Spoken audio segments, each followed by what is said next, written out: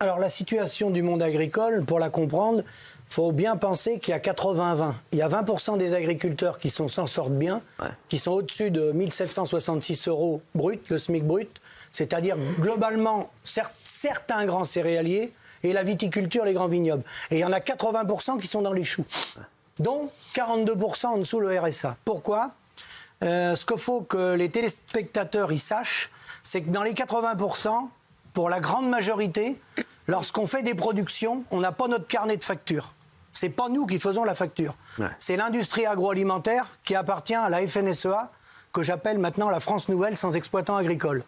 Donc, dans ces 80%, vous faites des canards, des poulets, des cochons, des lapins, vous êtes obligé de passer soit par un abattoir, soit par une laiterie. Un outil de transformation.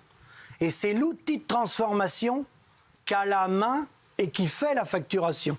Et après, ce qu'a tué le monde agricole, bien entendu, c'est la libre circulation des biens, des hommes, des marchandises et des capitaux.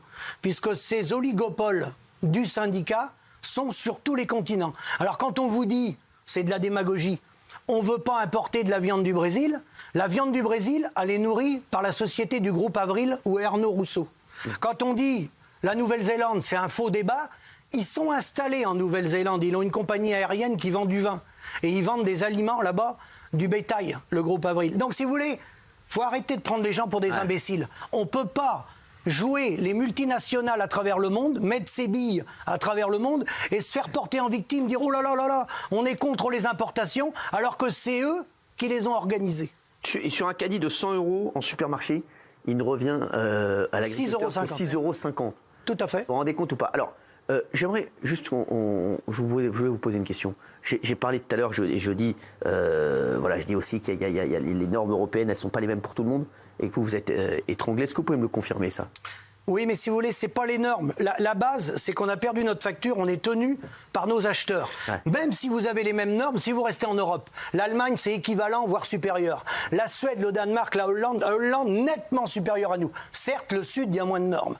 Mais si vous restez que de parler des normes, c'est que vous voulez contourner le débat. Si vous parlez du GNR, du gasoil non routier, c'est une manœuvre des oligopoles pour contourner le débat. Il y a des agriculteurs qui n'utilisent pas de gasoil, qui sont avec des hors-sols, qui n'utilisent pas de gasoil, ils sont en faillite. Le vrai problème, c'est le prix de nos produits où on est tenu par des oligopoles. Et ça, je peux vous en parler, il y a quelques acteurs qui sont bien connus. Bigard, 2 Hollandais sur les veaux. Vous êtes au courant que les veaux, il y en a qui sont rendus à les tuer dans les exploitations parce qu'un veau, ça coûte plus cher de le faire boire que de le nourrir. Vous êtes au courant de ça? Il y a 2 Hollandais qui ont la main sur le marché du veau en Europe. En Europe. Des oligopoles. Et après, vous dites, le problème, c'est le GNR, le problème, c'est les normes, le problème, c'est un écolo. Non, mais attendez, un écolo, il ne paye pas les produits agricoles aux agriculteurs. Moi, je ne vends pas mes produits aux écolos. Je le vends à l'industrie agroalimentaire qui tient les paysans. Oui, et plus vous êtes industrialisé, plus vous faites du hors-sol, plus vous faites des gros élevages, plus vous êtes attaché. Parce que plus vous avez d'emprunts. Et pour terminer, ce que je vais vous dire, c'est que la boucle, elle est bouclée par le gouvernement. Ces projets-là, ils ont été mis en place par tous les gouvernements successifs, la Banque publique d'investissement, le Crédit agricole, KKR, Kronberg, Kravitz, Roberts, qui travaillent avec BlackRock, et la FNSEA. Et la FNSEA. Voilà le schéma. On est dans une financiarisation de l'économie qui fait qu'un paysan, il n'a plus rien entre les mains, sauf s'il vend au détail. On est bien d'accord.